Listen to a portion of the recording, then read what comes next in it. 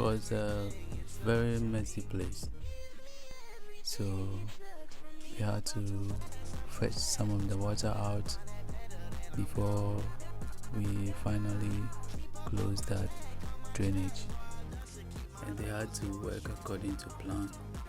I already started with the roofing, so that was my roofing. So yeah, I started with the woodwork, so it wasn't looking bad. Here comes the painter, trying to make the inside look good.